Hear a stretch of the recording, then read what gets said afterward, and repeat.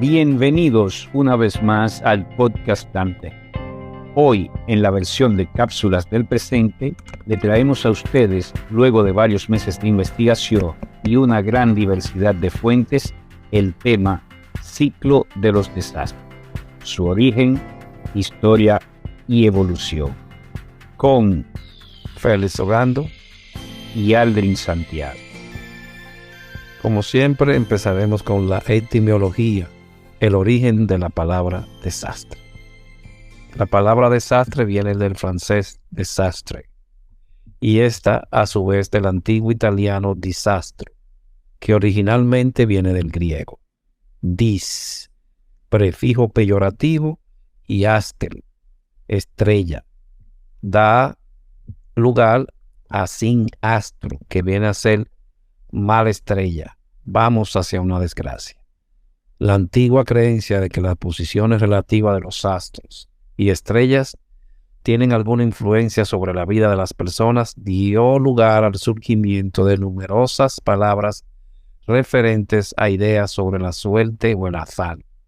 Un ejemplo es desastre, procedente del provenzal antiguo desastre, que denotaba desgracia, y provenía del italiano disastro, con el mismo significado. Provenzal tiene también otro término, malastre, para referirse a un hecho infortunado causado por la mala influencia de los astros. La palabra aparece registrada por primera vez en nuestra lengua en 1444, en el laberinto de fortuna de Juan Mena, 1411-1456. Los desastres son perturbaciones graves del funcionamiento de una comunidad que exceden su capacidad para hacer frente con sus propios medios o recursos. Los desastres pueden ser causados por peligros naturales generados por el hombre y tecnológicos, así como por diversos factores que influyen en la exposición y vulnerabilidad de una comunidad. Etimología. El origen de la palabra riesgo. Según el DRAE, Diccionario de la Real Academia Española, de la lengua española, la palabra riesgo viene del árabe res, lo que depara la providencia a través del italiano rischio o rischio.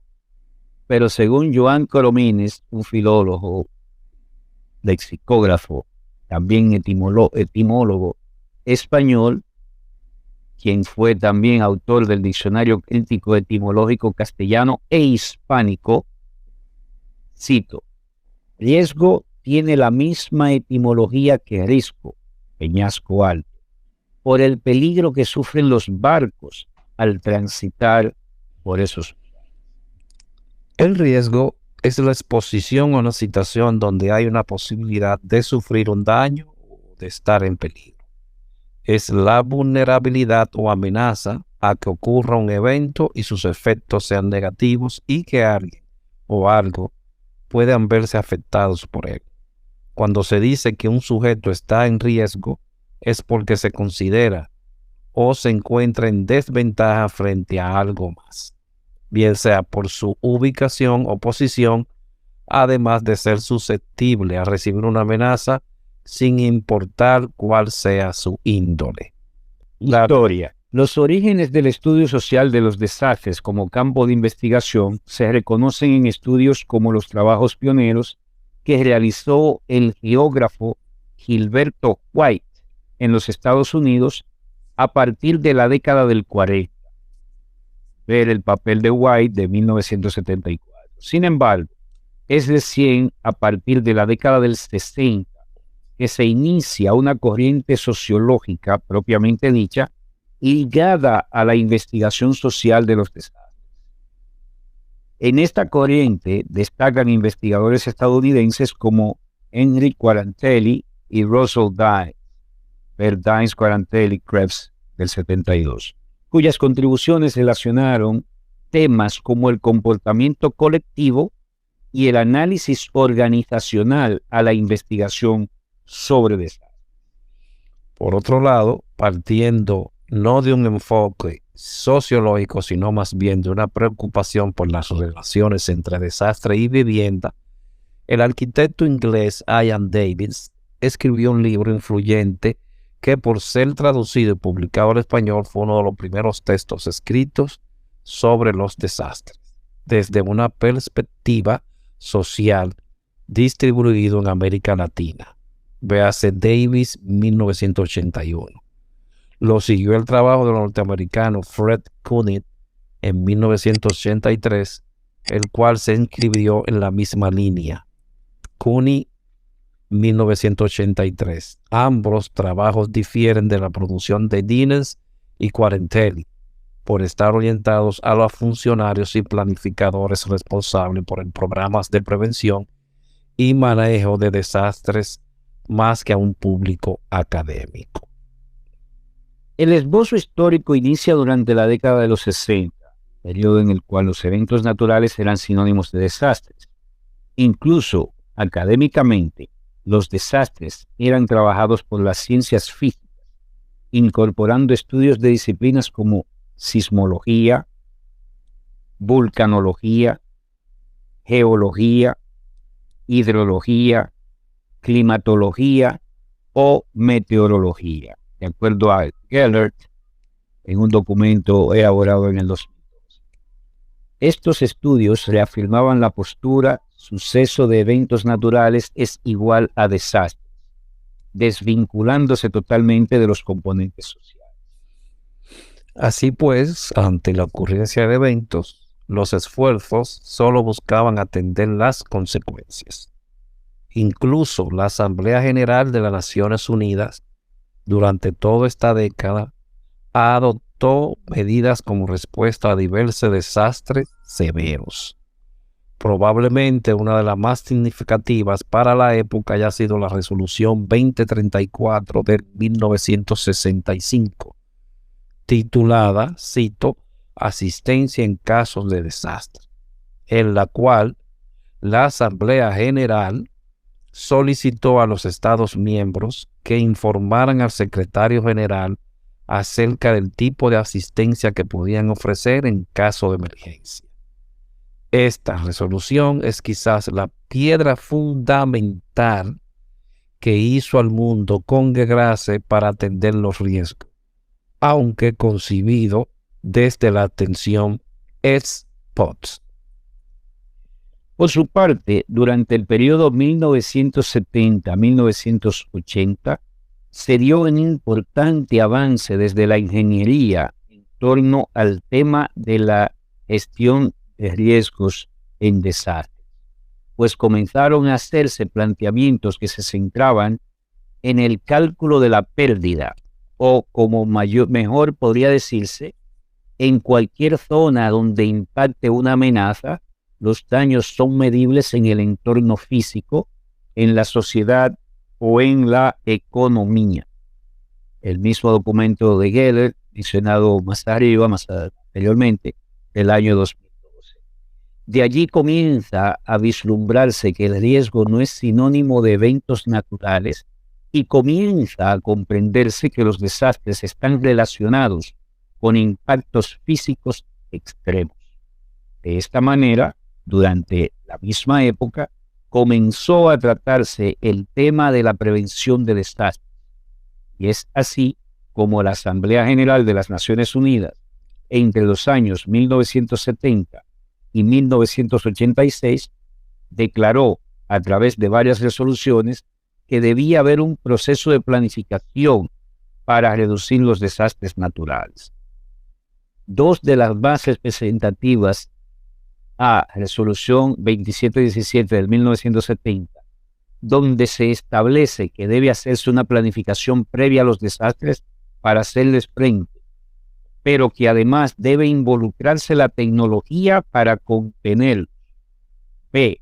Resolución 2816 del 1971, año subsiguiente, donde se da la creación de la Oficina del Coordinador de las Naciones Unidas para el socorro en caso de desastres, con sus siglas UNDRO. A pesar de los considerables avances con respecto a la década anterior, en el fondo, las resoluciones de la ONU, incluso si se considera el componente social, se continuaban evaluando como parte de las consecuencias de los eventos, pero no como elemento fundamental para la construcción de los escenarios de riesgo, por lo cual se continuaron considerando únicamente como desastres naturales. Por tanto, los esfuerzos estaban orientados a contenerlos, y aunque comenzaban a surgir políticas dirigidas a la planificación previa a los desastres, la sociedad continuaba siendo reactiva ante la ocurrencia de los mismos. Cabe destacar que, aunque en la ONU continuó durante los años 80 con la misma política del riesgo de los 70, académicamente surge el modelo conceptual prototipo del riesgo, donde se comienza a percibir, cito, riesgo es igual a amenaza, vulnerabilidad. Sanauja, 1999. Desde allí, las ciencias sociales se comienzan a ocupar del estudio de los desastres, centrándose con especial interés en los análisis de vulnerabilidad como factor determinante en la causa de los desastres, pues ya no se entiende la sociedad como un factor pasivo, sino activo en la formación del riesgo. Heller, 2012. La década de 1990-1999 fue declarada por la Asamblea General de las Naciones Unidas como Decenio Internacional para la Reducción de los Desastres Naturales. El resultado fue la elaboración del primer documento a nivel mundial en su tipo que, según reza el mismo, estuvo orientado a dar mayor importancia a medidas que puedan adoptarse antes de que ocurran los desastres en vez de la tendencia de respuesta ex post facto. De acuerdo a Molin, 1997, aquí se plantea básicamente que los desastres son un problema no resuelto del desarrollo, pues se manifiestan sobre todo en zonas donde se ha dado un crecimiento demográfico no planificado. Surge entonces la postura de relación que existe entre lo natural y la organización estructural de la sociedad. En este sentido, y de acuerdo a Molin, el decenio tuvo como objetivo, y cito, reducir por medio de una acción internacional concertada, especialmente en los países en vía de desarrollo, la pérdida de vidas, los daños materiales y trastornos sociales y económicos causado por los desastres, se usaba todavía en esa época, naturales. 1997. Es decir, los riesgos de desastre que se conciben en este periodo son meramente naturales y los esfuerzos de reducción giran en torno a ellos. Por tanto, comienza a aplicarse el conocimiento, la tecnología y las experiencias obtenidas para vigilar las amenazas como estrategia para la reducción de la exposición ante ellas.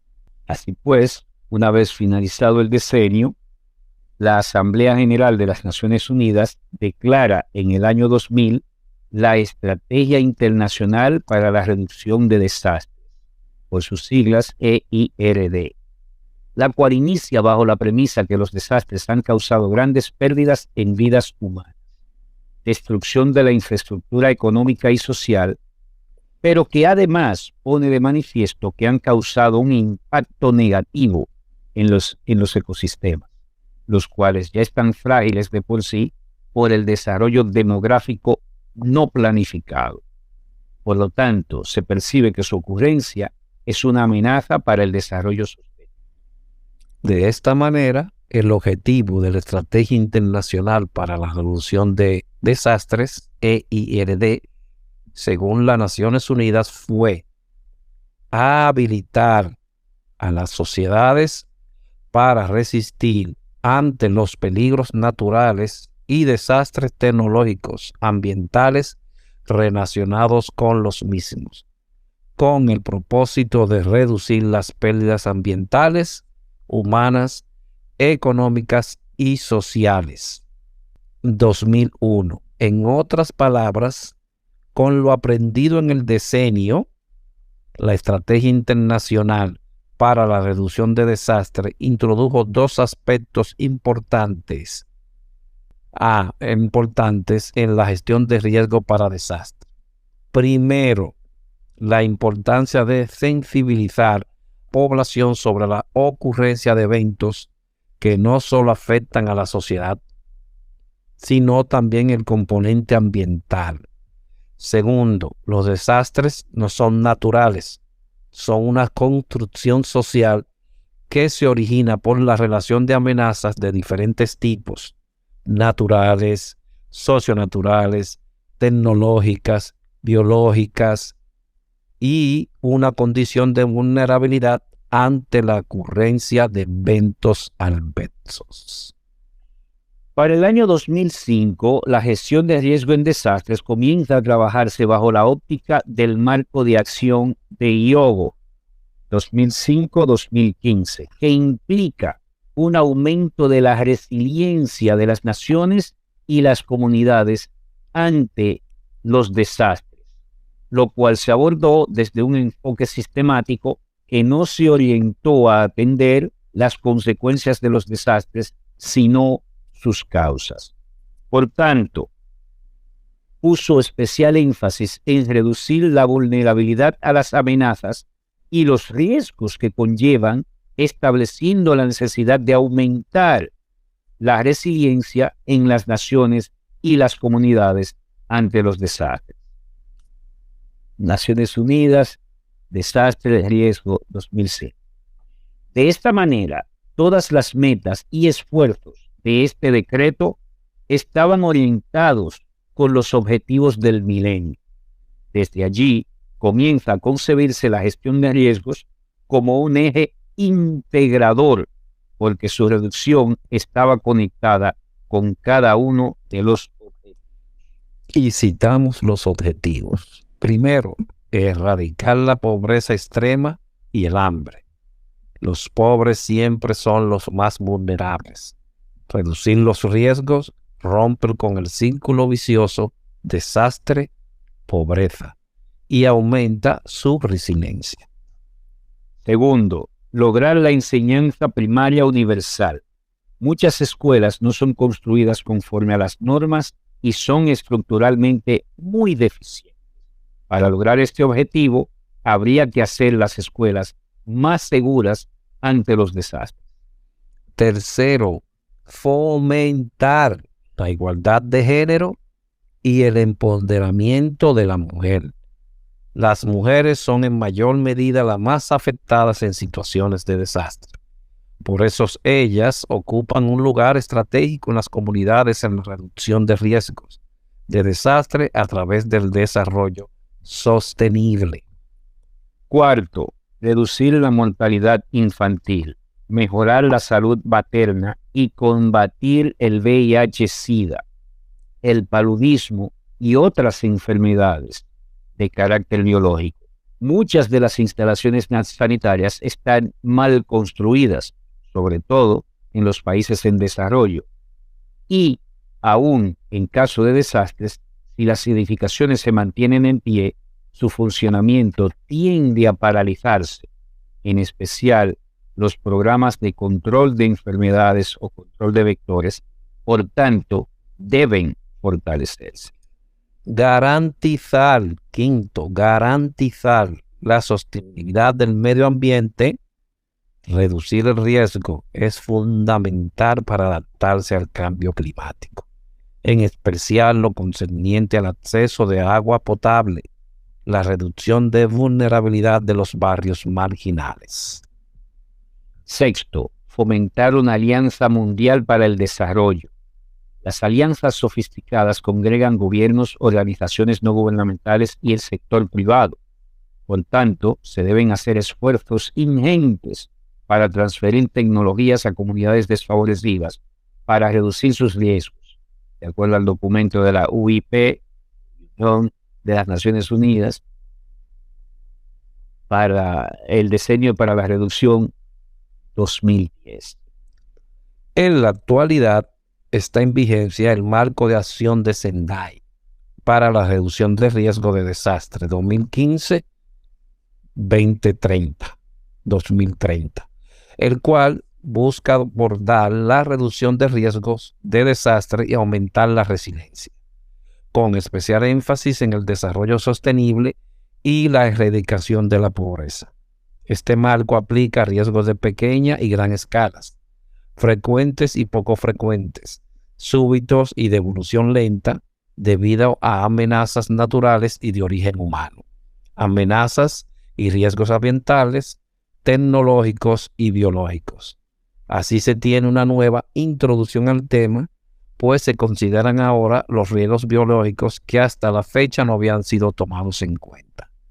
De acuerdo a lo planteado en el párrafo anterior, el marco de Sendai tiene como objetivos prevenir la aparición de nuevos riesgos de desastre y reducir los existentes, implementando medidas integradas e inclusivas de índole económica, estructural, jurídica, social, sanitaria, cultural, educativa, ambiental, tecnológica, política e institucional que prevengan y reduzcan el grado de exposición a las amenazas y la vulnerabilidad a los desastres, aumenten la preparación para la respuesta y la recuperación y refuercen de ese modo la resiliencia.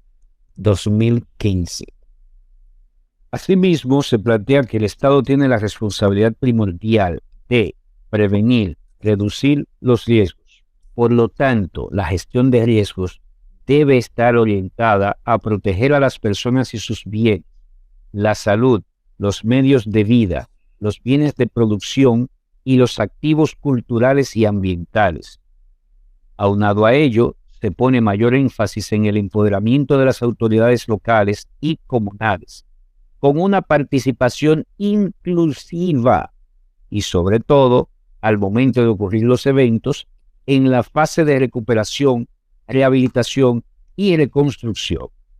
Es decir, fundamentalmente prevenir la ocurrencia de nuevos desastres y reducir al máximo el riesgo. Así se hacen las comunidades más resistentes o resilientes. Las catástrofes están perdiendo su carácter de fenómeno extraordinario. En los últimos 20 años el número de desastres se ha duplicado y el 90% de ellos están relacionados con el cambio climático de una u otra forma. Secretario General Antonio Guterres ha advertido que los próximos 10 años son decisivos, por lo que la ha calificado como la década de la acción. Y hay 4 prioridades que son muy importantes. Primero, entender cuál es la naturaleza del riesgo al que nos enfrentamos. Segundo, fortalecer a los gobiernos de los países y gobiernos locales a través de normas y reglamentos para combatir los desastres. Un marco general, un marco indicado a una comunidad, gobiernos locales, fortalecerlos, invertir en resiliencia, mejorar la construcción o la reconstrucción. Marco de Sendai, los desastres, estipula, los desastres son asunto de todos. Por ello, el sector privado debe ser partícipe del cambio. De aquí al año 2040 se estima que se invertirán $90 millones en nuevas infraestructuras a nivel mundial y el 75% de ese monto lo invertirá el sector privado. Así que si el sector privado no es suficientemente consciente para construir esta infraestructura de manera informada sobre los riesgos, estamos creando cada vez más nuevos riesgos contra los desastres. Los 5 eventos naturales que han generado más efectos letales de la historia. Ha habido numerosos desastres naturales en la historia reciente, desde el terremoto de 2010 que azotó Haití hasta el ciclón Aila que azotó Bangladesh e India en 2009. El terremoto de Haití de 2010 fue registrado el martes 12 de enero y su epicentro tuvo lugar a 15 kilómetros de Puerto Príncipe, capital haitiana. Según el Servicio Geológico de Estados Unidos, el sismo tuvo una magnitud de 7.0 y se generó a una profundidad de 10 kilómetros. Aunque la Oficina Nacional de Administración Oceánica, NOAA por sus siglas en inglés, descartó el peligro de tsunami en la zona, horas después se registró un tsunami que mató a 4 personas. Este terremoto ha sido el más fuerte registrado en la zona desde el acontecido en 1770 y que pudo sentirse en países cercanos como Cuba, Jamaica y República Dominicana, donde provocó temor y evacuaciones preventivas. Además, es uno de los terremotos más devastadores en la historia de la humanidad. Los efectos causados sobre Haití, el país más pobre de América en ese momento, fueron devastadores. Los cuerpos recuperados el 25 de enero superaban los 150,000, calculándose que el número de muertos excedería los 200,000. Los datos definitivos de los afectados fueron dados a conocer por el primer ministro Jean-Max Pelirev en el primer aniversario de desastre. Fallecieron 316,000 personas. 350,000 más resultaron heridas y más de 1.5 millones de personas se quedaron sin hogar. Ciclón de Bola, 1970. El ciclón Bola fue el ciclón tropical más mortífero de la historia, además de estar entre los desastres naturales más importantes de la era moderna. El 8 de noviembre, un ciclón tropical nació en la bahía de Bengala y llegó a las orillas del delta del Ganges, Ganga, en la noche del 12 al 13 de noviembre, con la fuerza de un ciclón de categoría 3. Los vientos, superiores a los 200 kilómetros por hora, combinados con una marejada ciclónica excepcionalmente fuerte, azotaron la costa de esta región particularmente poblada. 900 habitantes por kilómetro cuadrado. Varias estimaciones determinan en 500,000 el número de víctimas, aunque el recuento oficial es de aproximadamente 150,000 personas fallecidas y 100,000 desaparecidos. Las zonas más afectadas fueron las islas del delta del Ganges, al sur de Dhaka. La isla de Bola tuvo más de 100,000 bajas y los subdistritos de Charfoslan, Tasumuddin fueron devastados, perdiendo hasta el 46% de su población. Terremoto de Shanxi, 1556. El terremoto de Shanxi, también conocido como el terremoto del condado de Hua, ocurrió en la provincia de Shanxi, China, en la mañana del 23 de enero de 1556. Aproximadamente 830,000 personas perdieron sus vidas a causa de este sismo, siendo este el más mortífero de la historia. Según actuales estimaciones, el terremoto tuvo una magnitud aproximada de 8 grados en la escala de Richter. Un total de 97 condados en la provincia de Changi, Anhui, Gansu, Hebei, Henan, Hubei, Yunnan, Jiangsu, Shandong y Jiangxi fueron afectados.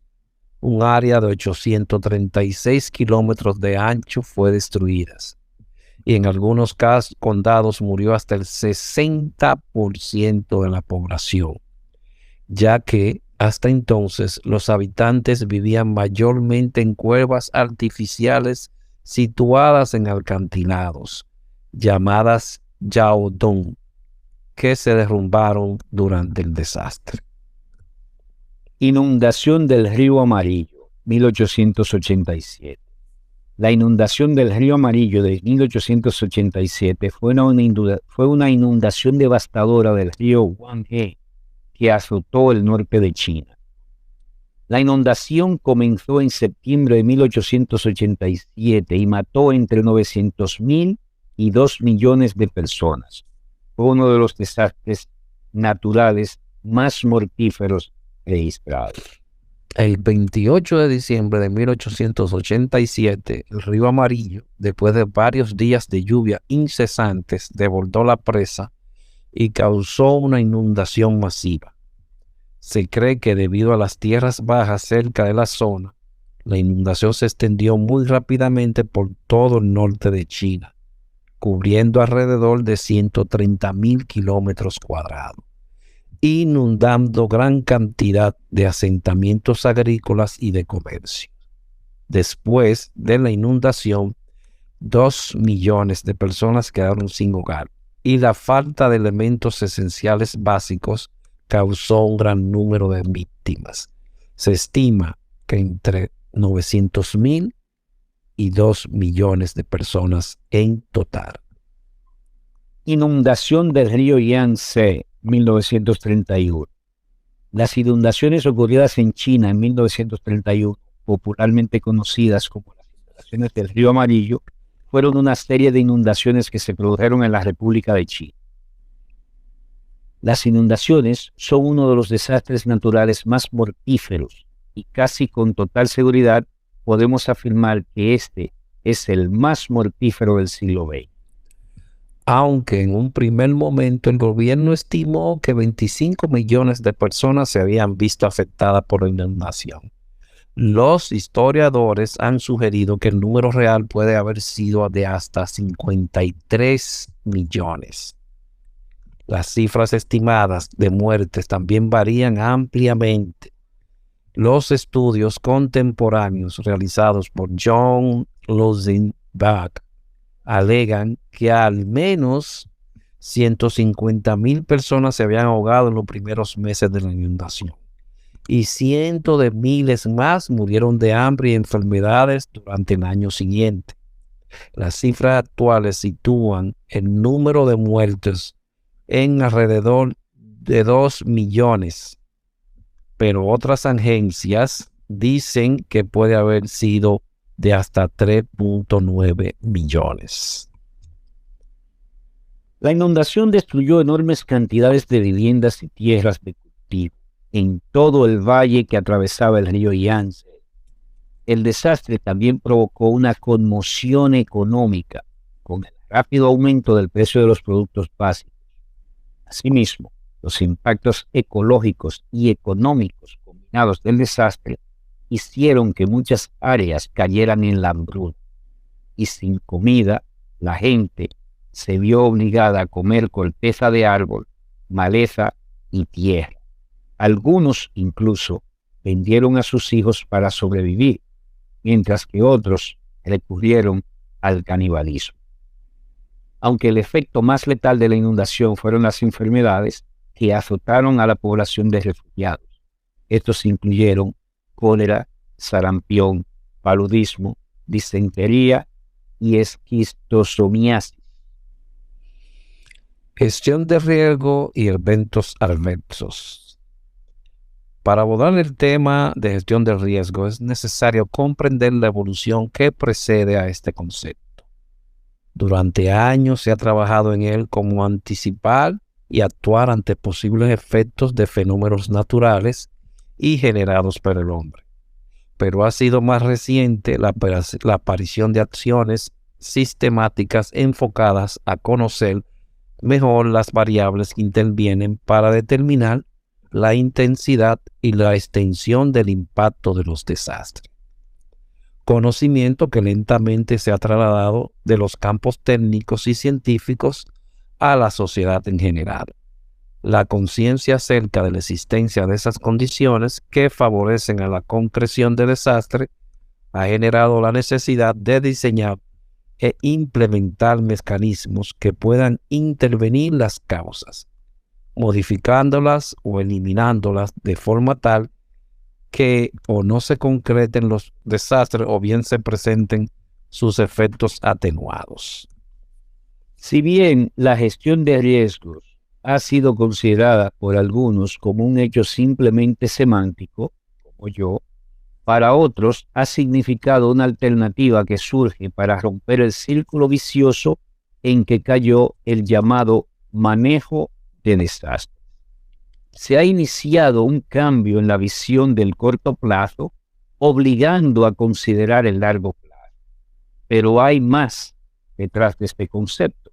La visión de gestión de riesgos es realmente una estrategia y no una disciplina. Es el resultado de un comportamiento interdisciplinario, multisectorial. No es privativo de las instituciones, sino una actitud y, ¿por qué no?, un valor o principio de y para una sociedad. Veremos ahora algunos de los tópicos que se han ido reestructurando con el tiempo. El primero sería riesgo. Aun cuando hay diferentes términos y acepciones de estos, conformes a las disciplinas involucradas en la temática de desastre, se hace necesario trabajar sobre aquello de más frecuente uso, para identificar elementos y alcances comunes que permitan una comunicación y un intercambio de información sin equívocos en su interpretación. En el glosario se incluye una compilación de términos básicos y sus significados según las fuentes reconocidas. Se define como riesgo a la probabilidad de pérdidas y daños en el futuro. Estas pérdidas van desde las físicas hasta las psicosociales y culturales. 2017. Las amenazas son entendidas por Vera y Albarracín, cito, procesos extremos e internos a un sistema de origen natural, antrópico o socionatural que interactúan con este y que tienen el potencial de inducir una transformación significativa en él, ya sea de manera lenta o súbita.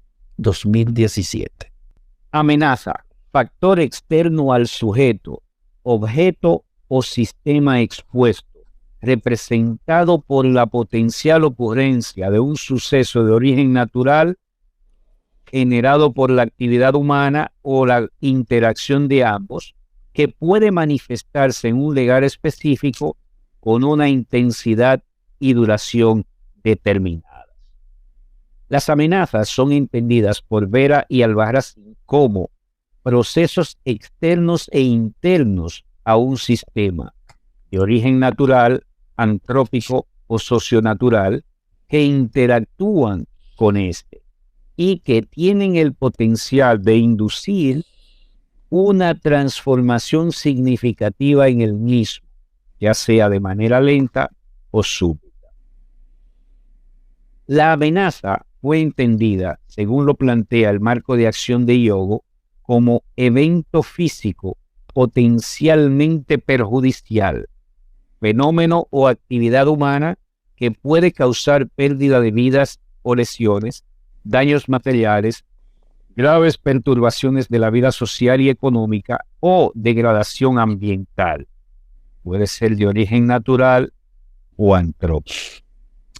Seguimos con vulnerabilidad, factor interno de un sujeto, objeto o sistema expuesto a una amenaza, que corresponde a su disposición intrínseca a ser dañado. Vera y Albarracín describen la vulnerabilidad y cito, factor interno de riesgo, y alude a las características de un sistema desde el punto de vista de su exposición, capacidad para anticipar, sobrevivir, resistir y recuperarse del impacto de una amenaza natural, antrópica o socionatural, que implica una combinación de factores que determinan el grado al que un sistema se encuentra en riesgo por un evento distinto e identificable de la naturaleza o de la sociedad. 2017. Riesgo.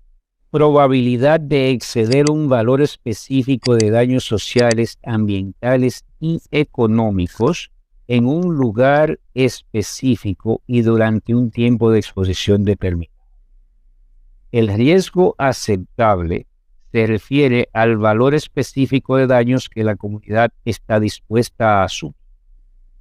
El riesgo está relacionado con la probabilidad de que se sufran ciertos daños que dependen no solo de la amenaza, sino también de la susceptibilidad y capacidad de reacción de lo expuesto, vulnerabilidad propiamente dicha, y es directamente proporcional a ambas. De allí la necesidad de estudiarlas cuidadosamente para tener una estimación del riesgo. La fórmula o expresión R es igual a F, paréntesis, corchete, llave, AB, significa que el riesgo dado por la letra R está en función de la amenaza, literal A, multiplicado por la vulnerabilidad, B, y que es directamente proporcional a ambas. De allí la necesidad de estudiarlas cuidadosamente para tener una adecuada estimación del riesgo. Aquí quiero señalar algo. Si bien más arriba se ha hablado sobre la capacidad, en esta fórmula se obvia. A mi entender, y el de algunos de mis profesores del pasado, debe ser riesgo es igual o está basado en la función de amenaza por vulnerabilidad dividido entre la capacidad. Menor capacidad, mayor riesgo. Y la amenaza junto con la vulnerabilidad causan más estragos. Pero si la capacidad es alta y la amenaza y la por vulnerabilidad es baja, entonces el riesgo está reducido o casi nulificado. De ahí que anteriormente ya se ha dicho varias veces, aumentar la resiliencia, que no es más que decir aumentar la capacidad de los focos que más pueden sufrir ante la ocurrencia de un fenómeno natural que genera eventos adversos. Continuamos, solo quería hacer la señalización. De acuerdo a lo expuesto en el marco de Sendai, la resiliencia es comprendida como capacidad de un sistema, comunidad o sociedad expuestos a una amenaza para resistir, absorber, adaptarse y recuperarse de sus efectos de manera oportuna y eficaz, lo que incluye la preservación y la restauración de sus estructuras y funciones básicas. Naciones Unidas, Desastres, Riesgo, 2015. Riesgos y desastres. Los desastres no son más que la materialización de unas condiciones de riesgos existentes, las cuales no solo dependen de la posibilidad que se presenten estos eventos o fenómenos intensos, sino también de unas condiciones de vulnerabilidad, que son los factores que favorecen o facilitan que se desencadene el desastre ante la ocurrencia de los eventos adversos. La vulnerabilidad en sus diferentes modalidades no es otra cosa que un déficit de desarrollo y una cuenta ambiental negativa hacia la cual se deben dirigir los esfuerzos de planificación del desarrollo con el fin de reducir o evitar las consecuencias sociales, económicas y ambientales. La vulnerabilidad de los asentamientos humanos está íntimamente ligada a los procesos sociales que allí se desarrollan y usualmente tienen que ver con la fragilidad, la susceptibilidad o la falta de resiliencia de la comunidad ante amenazas de diferentes índoles. Los desastres son eventos ambientales cuya materialización es el resultado de la construcción social del riesgo, mediante el aumento, en unos casos, de la vulnerabilidad en otros casos de las amenazas, ambas circunstancias simultáneamente, menos la capacidad. La categoría desastre hace referencia a aquellas situaciones de anormalidad grave, esto es trascendental y superlativa, que afectan la vida, salud, bienes y hábitat de poblaciones humanas y, en ciertos casos, poblaciones animales y vegetales, flora y fauna, más allá de los umbrales de la resistencia y la autorreparación de los sistemas implicados. Desde la anterior perspectiva, el desastre es una situación colectiva de signo negativo, al que se llega por la conjunción inofortunada de fuerzas sobrehumanas, de origen natural o antrópico, y condiciones de vulnerabilidad que conlleva a un detrimento a una colectividad. Es importante destacar que se trata de situaciones más allá de la órbita individual, que no obstante se construye con una pluralidad de calamidades personales, una visión global.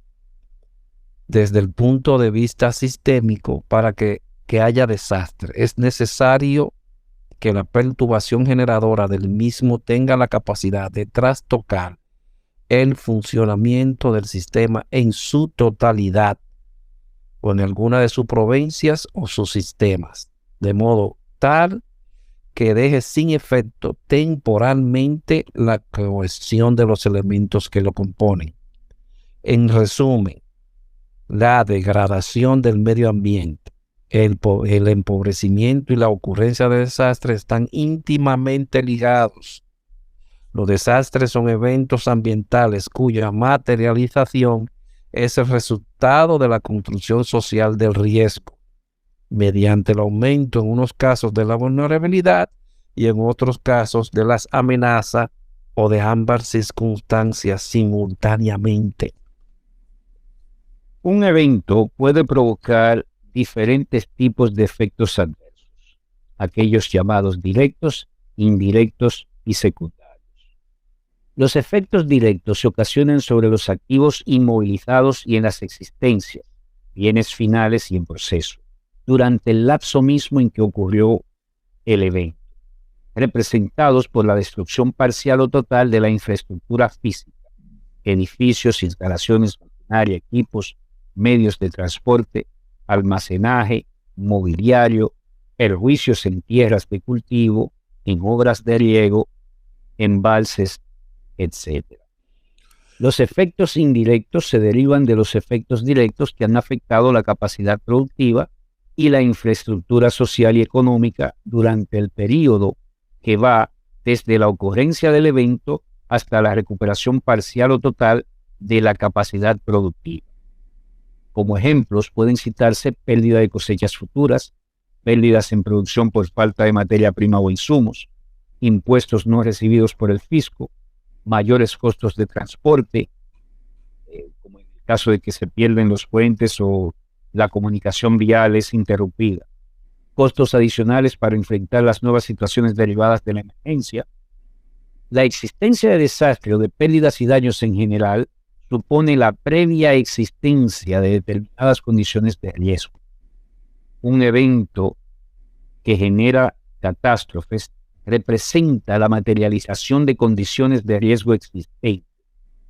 El nivel de riesgo de una sociedad está relacionado con sus niveles de desarrollo y su capacidad de modificar los factores de riesgo que potencialmente lo afectan. En este sentido, desastres son riesgos mal manejados. Todo riesgo está construido socialmente, aun cuando el evento físico con el cual se asocia sea natural.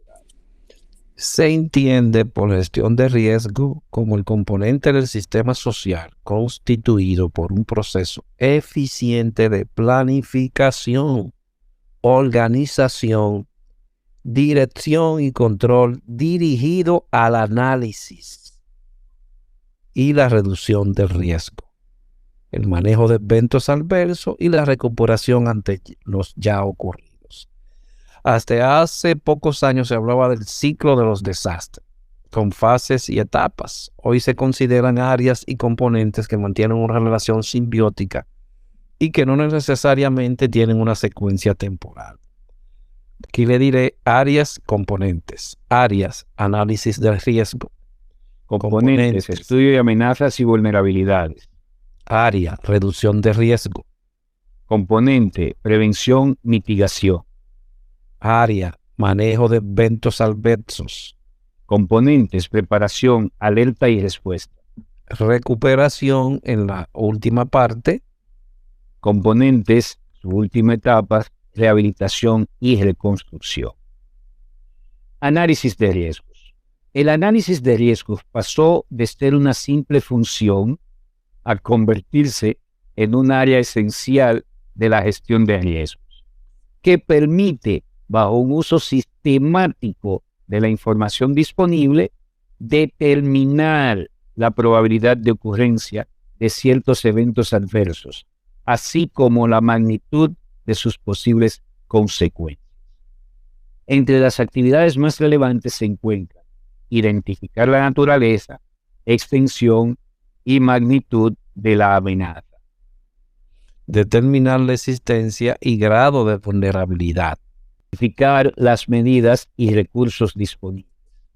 Construir escenario de riesgos probables. Eso se hace en la parte de la creación de los planes de contingencias.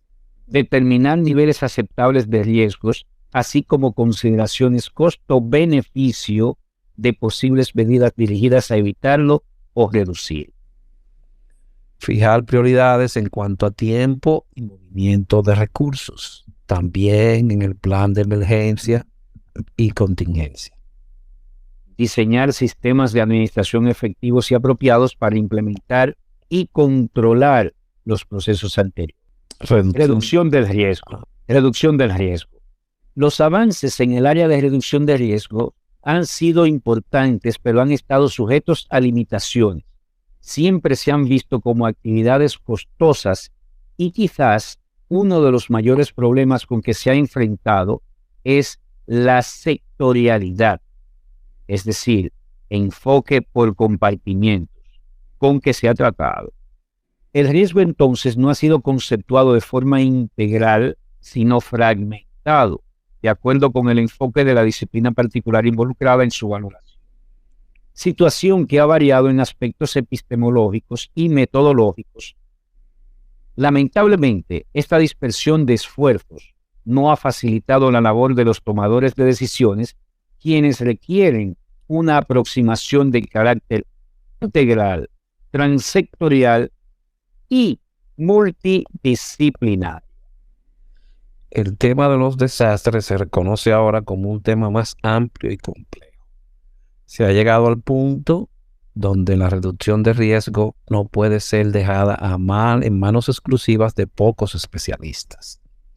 Por lo anterior, se apunta a abordar el tema de una manera proactiva e integral.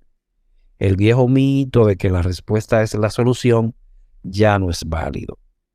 Y hay que apuntar a la reducción del riesgo en donde todos formamos parte integral de este nuevo escenario, de un nuevo paradigma. Dentro de esta área se pueden distinguir dos componentes. Prevención, conjunto de acciones cuyo objetivo no es impedir que los sucesos o eventos generales causen desastres, sino evitar que los eventos a los que se expone la actividad humana sean menos afectados. Por ejemplo, evitar la exposición del sujeto a la amenaza, como es el caso de los asentamientos en los márgenes de ríos caudalosos. Es obvio que si hace crecida, esta gente van a resultar altamente afectada. No podemos evitar que el río haga su crecida, pero podemos evitar que la gente se asiente a las márgenes de ellos. Es difícil lograr medidas que neutralicen completamente un riesgo, sobre todo si éste se origina a partir de una amenaza de origen natural, tales como huracanes, terremotos, erupciones volcánicas y tsunamis. En lo que debe enfocarse la prevención es en evitar que la mayor cantidad de gente esté en situaciones vulnerables a fin de evitar que estos resulten afectados. Mitigación, resultado de una intervención dirigida a reducir riesgos. Se busca implementar acciones que disminuyan la magnitud del evento y por ende disminuir al máximo los daños. Algunas actividades propias de esta actividad son la construcción de obras de ingeniería para disminuir o atenuar el impacto, la elaboración de normas acerca del manejo de los recursos naturales y la confección de códigos de construcción. Si me permite, Santiago, un ejemplo de esto lo vemos a cada rato cuando pasamos por la ladera de montañas a ambos lados. Vemos que estas rocas o estas laderas están escalonadas con una malla de protección alrededor de las rocas o escaleras de rocas, y abajo, más abajo aún, hay todavía otros muros de contención. Esto es a fin de evitar que haya un deslave o un despeñadero cayéndole esas rocas o ese deslave, esa tierra, a los que van transitando por esas vías. Esto es un ejemplo de mitigación. Manejo de eventos adversos. Manejo de eventos adversos. Esta área de la gestión de riesgos es conocida como manejo de eventos adversos. Es justamente donde se prevén cómo enfrentar de la mejor manera el impacto de los eventos y sus efectos.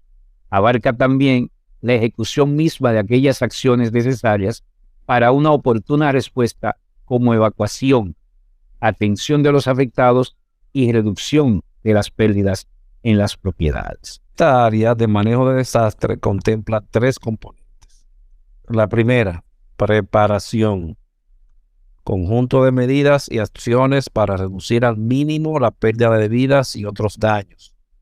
Organizando oportuna y eficazmente la respuesta y la rehabilitación.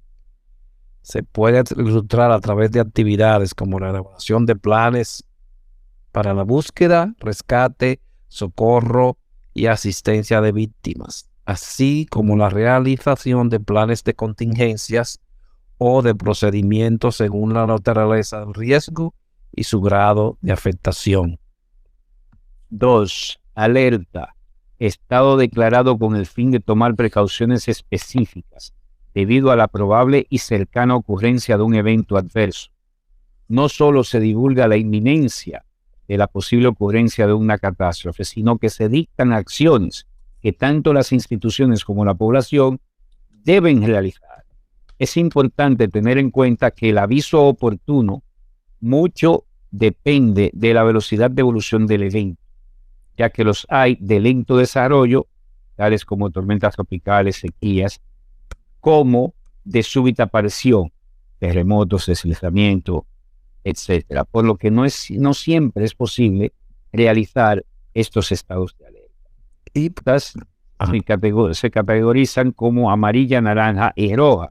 Amarilla cuando hay varios días de anticipación. Naranja cuando solo hay horas de anticipación. Roja cuando tenemos la inminente ocurrencia ya prácticamente en sí. Luego de todo esto, pasamos a la respuesta, que son las acciones llevadas a cabo ante un evento adverso y que tienen por objeto salvar vidas, reducir el sufrimiento y disminuir pérdidas. En ellas se reacciona inmediatamente para la atención oportuna de una población que sufre un severo cambio en sus patrones de vida, provocado por la emergencia. Acciones tales como búsqueda y rescate de personas afectadas, asistencia médica, evaluación de los daños, alojamiento temporal y suministro de alimentos, vestidos, son algunos de los ejemplos de actividades típicas en el momento de la respuesta. Recuperación. Finalmente, el área llamada recuperación es aquella en la que se inicia el proceso de restablecimiento de las condiciones normales de vida de una comunidad afectada por un desastre. Abarca dos grandes aspectos. El primero, tendiente a restablecer en el corto plazo y en forma transitoria los servicios básicos indispensables. Y el segundo, avanza hacia una solución permanente y de largo plazo, donde se busca restituir las condiciones normales de vida de la comunidad afectada, introduciendo mejoras en su calidad de vida. Dentro de esta área se pueden identificar claramente dos componentes en la etapa de recuperación. Una de ellas es rehabilitación y reconstrucción. Rehabilitación es la recuperación a corto plazo de los servicios básicos e inicio de la reparación del daño físico, social y económico de la zona. Aquí se inicia la recuperación gradual de los servicios afectados por el evento y a la vez la rehabilitación de la zona dañada.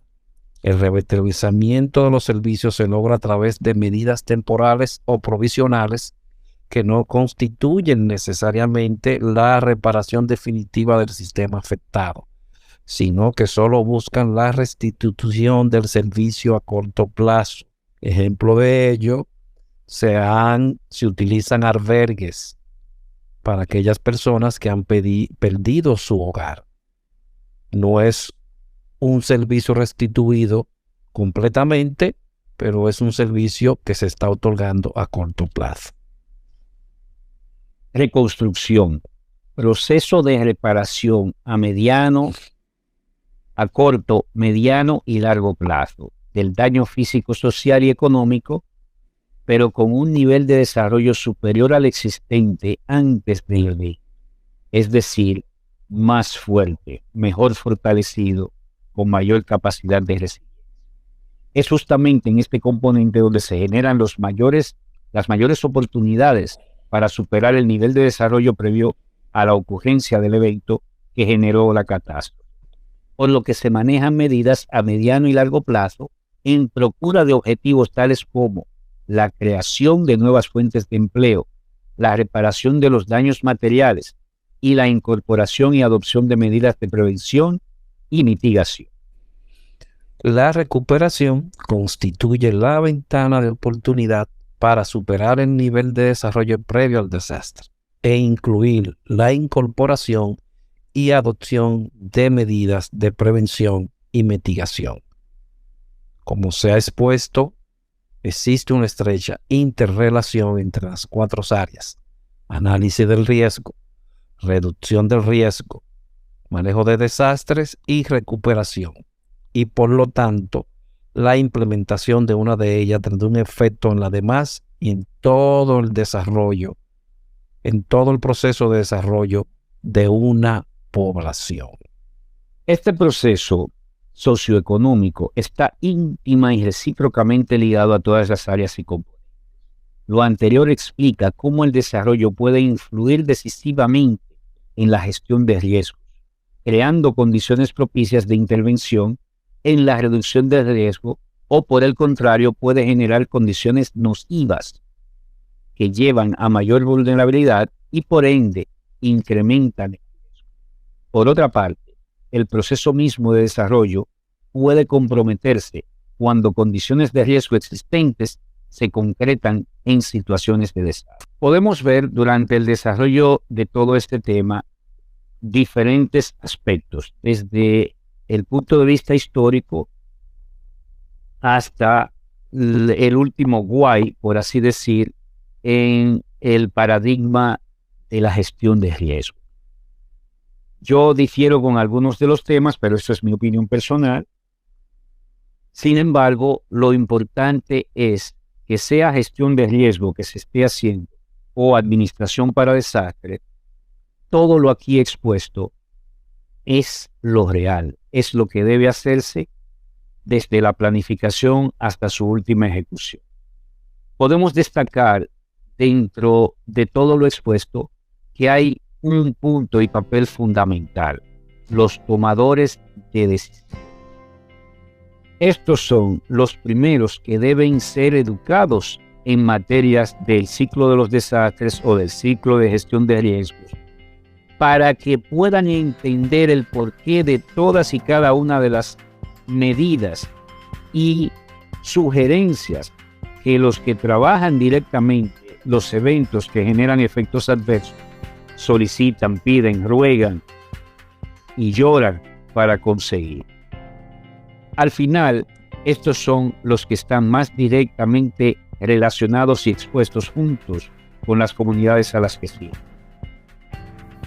De manera que, si no se introducen mejoras en todos los procesos, etapas y fases previos a un desastre, estaremos condenados a seguir repitiendo los mismos errores. Sin antes ponerle en evidencia que sí ha habido un gran desarrollo en este aspecto en todo el mundo, porque la continua consecuencias de enfrentar estos eventos adversos cada año han ido perfeccionando comunidades, han ido perfeccionando los técnicos que trabajan en ello y han ido perfeccionando la respuesta que se da a estos eventos.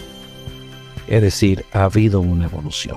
Por ello, queremos darle las gracias por su atención a este tema.